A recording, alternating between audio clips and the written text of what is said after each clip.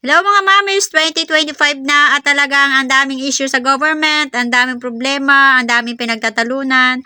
At watch nyo po yung video ko ngayon mga mamis pang alis stress para naman po kayo matuwa this 2025. Let's go!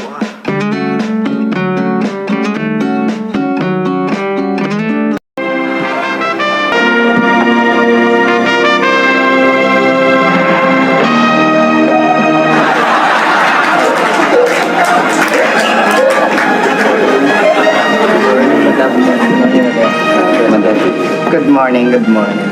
Bueno, bilang presidente ng ating bagong administrasyon, meron akong mga gustong i-announce sa inyo. I-announce ko mga new appointments para sa ating cabinet and other key positions sa ating government. Pero maraming nagsasabi na ako raw ay isang acting president lamang. At para naman hindi magmukhang vindictive ang ating administration, bueno, ang gusto kong i-appoint ngayon ay mga actors na rin, ay mga kasama ng iba sa industriya. Kaya ito po ang aking mga ipipresent sa inyo ngayon. Bueno, ang aking in-appoint bilang Department Secretary sa Education, inisip ko muna ito, no? So, I hope you can bear with me. Education kasi yan, kaya naisip ko ang tamang taong ilagay dyan, si Edu Manzano. Sa finance, pagka money, syempre kailangan yung may understanding sa money. Kaya ang in-appoint ko dyan ay si Manny Castañeda. Naman sa Department of Health, si Yoyoy Villame. Bakit ho si Yoyoy Villame ang in-appoint nyo for Secretary of Health? Well, yan naman kasing si Yoyoy Villame, may encourage tayo niyan araw-araw na mag-exercise tayo tuwing umaga. Tuloy, I'd like to continue, Ang atin namang inassign sa Department of Energy, this is self-explanatory, si Mr. Pure Energy himself, Gary V. Agriculture, since ito ay agriculture, kailangan na may kaalaman sa gulay ang aking i-appoint, kaya ang inassign ko dyan ay si Susana Pichay.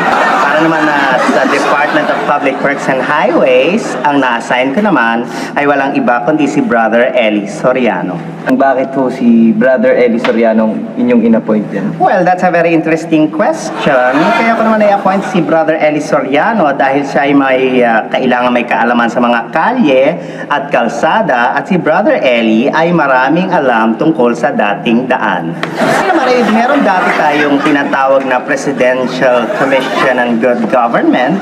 Ngayon ay papalitan natin itong PCGG na ito ng PCTG.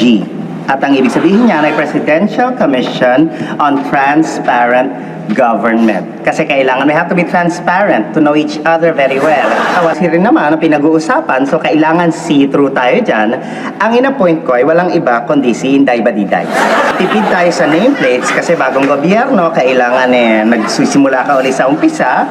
Para makatipid tayo sa nameplates dito sa Malacanang, ang in-appoint ko rin doon sa mga dati nating miyembro sa gabinete, mga kaapelyido na rin nung mga dating naupo. Kaya mga nameplates na yan, mariretain yan. Kagaya nung ating press secretary na si Bong Puno. Ang in-appoint ko dyan ay walang iba kundi si Rico. Para ganun din yung kanyang nameplate. At ang ating namang press undersecretary na si Mark Toledo, ang ipinalit ko dyan ay si Paul. Naalala niyo po? Madam, Ano yan? Madam President, ay nasabi niyo na rin po yung mga in-appoint. Sino po ba yung mga in-appoint yung ambassador sa iba-ibang bansa? Ambassadors, I'm glad you raised that question, because I was just about to say that ang ating mga ambassadors para sa iba't ibang bansa, kagaya ng US, ang aking in-appoint sa US ay walang iba kundi si Redford White. Yan, ang aking in-appoint naman para sa Germany ay si Flora Gasser. Ang in-appoint ko naman sa India ay si Odette Khan. Sa China naman, eto kilala niyo lahat, si Mother Lily. At para naman sa Japan, bueno, ito inisip ko ng matagal, sino bang nababagay na actor para sa Japan? At ang aking nailagay dyan ay si Shintaro Valdez. Bueno, munti ko nang makalimutan, nag-appoint din ako ng mga commissioner, lalo na sa iba't ibang sangay pa ng gobyerno, kagaya ng sa customs, ang aking in-appoint dyan ay si April Boy. At Yes, Nagala yes, po, Madam yes. President. Bakit po si April Buyan naisipan yung i-appoint sa customs? Bueno, para makaiwas tayo sa suhol, yung mga lagay-lagay, dahil palagi niya gagamitin yung bago nating slogan, pag kami nagbibigay ng lagay, sasabihin niya, di ko kayang tanggapin. Kaya si April Buyan ang nilagay ko dyan.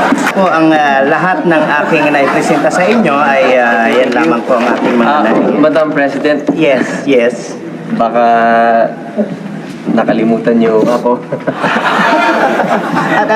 Sino ka nga ba? Ako si Ogier Casid. Kumanta po ako doon sa EDSA. Oo. Yes, and now what can I do for you? Basta tandaan niyo lang po, nandito ako, umiibig sa'yo. So gusto mo ring ma-appoint. Bueno, since isang awitin ang iyong inoffer na katanungan at paglalakad sa akin, isang awitin din ang isasagot ko sa iyo. Alin po yun? Bakit ngayon ka lang dumating sa buhay ko? Bueno, that concludes our